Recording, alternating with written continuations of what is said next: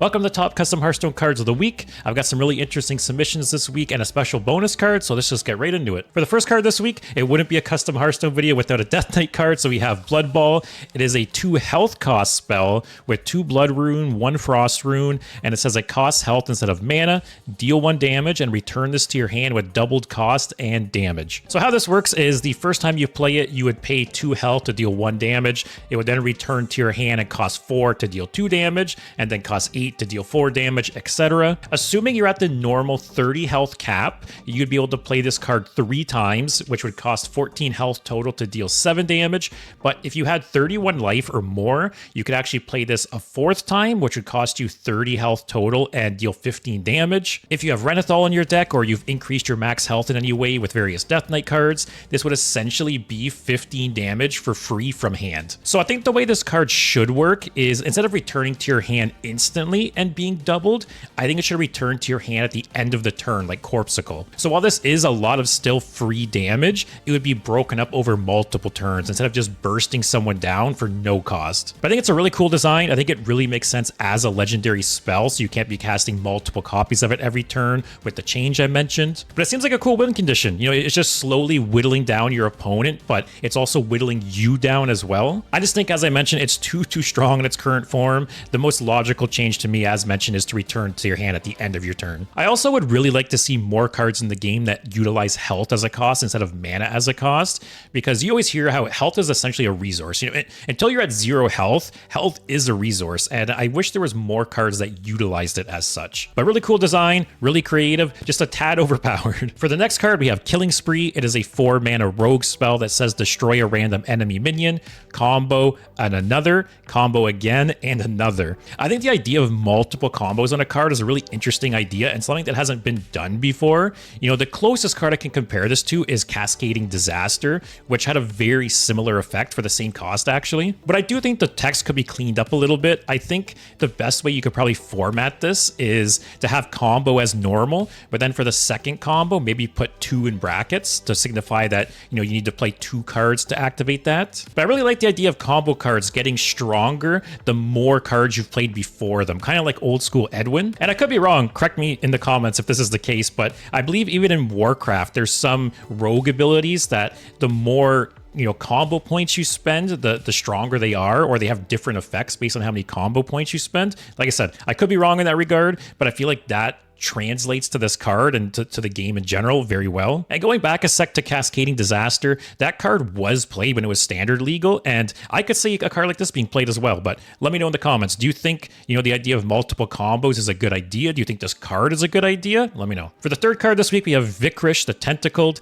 It is a 5 mana warrior hero card with Battle Cry. Your hero equips Tentacles for arms. It keeps all enchantments and costs 3 less. And the hero power for this card would be Old God Infusion, which costs 2 mana and says your equipped weapon gets +1 attack, and when your hero attacks, gain 1 armor. And this is a funny throwback because just last week I talked about Tentacles for arms in a video where I highlighted the top 5 worst weapons in Hearthstone. So this is a cool attempt to make Tentacles for arms an actual viable weapon. And I think this is the perfect route to go about it, essentially turning it into Kingsbane for warriors. And funny enough, in that video where I talked about Tentacles for arms, one buff I suggested was making Tentacles for arms 2 mana. So this would essentially do that, but then also keep the enchantments. So personally, I love Kingsbane. I think it's a really cool card, a really unique deck and archetype. So I would like to see it in Warrior. I think the idea of building up this weapon that gets bigger and better and stronger over the course of the game is really fun, and it's very unique to Warrior as well. So this card very much gets 2 thumbs up for attempting to make Tentacles for arms a good card. And I think you've achieved it, honestly. So good job. For the next card, we have Booty Bay Bouncer. It is a 3 mana 3/4 neutral legendary minion with start of game.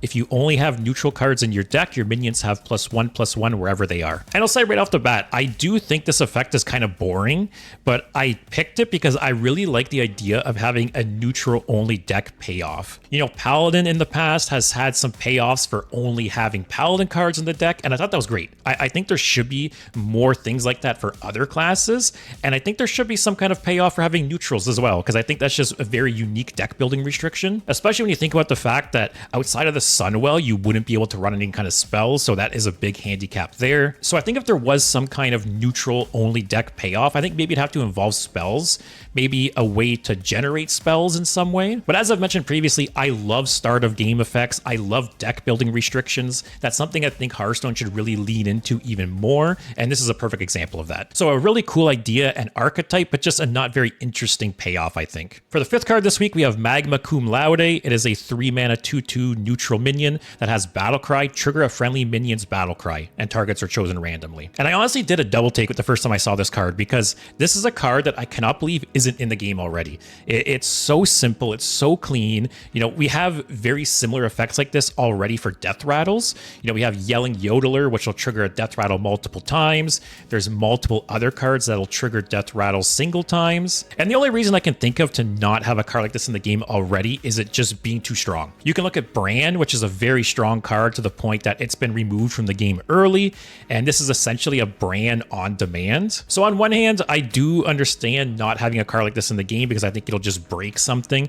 But on the other hand, it's just so simple, as I said, that I'm surprised even in the early years of Hearthstone, before they realized some things were broken, that this card wasn't added in the game at some point. But let me know in the comments, what's the most broken combo you can think of with this card? Because I'm sure there's a lot of them. For the last card this week, it's kind of a bonus card. We got Moharu the Benevolent. It is a 7-mana 7/7 neutral legendary minion, although the stats don't really matter because the text says when you disenchant this card, receive its full dust value. And I have to say, I really like the idea of something like this existing, although I don't think it should be a card per se. I think there should be some kind of legendary token that you can open in a pack. So imagine you're opening packs, right? And you open this like orange legendary token that you can then redeem for any legendary you want. I think that is something the game needs, and it would really help a lot. And I feel like you could say, why can't you just open dust in packs then? But if that was the case, you could use the dust on anything, right? If you open 1600 dust in a pack, you could use it for some rares and some epics. And I think it should be a little more directed than that. So similar to how Magic Arena does it, if anyone's unfamiliar,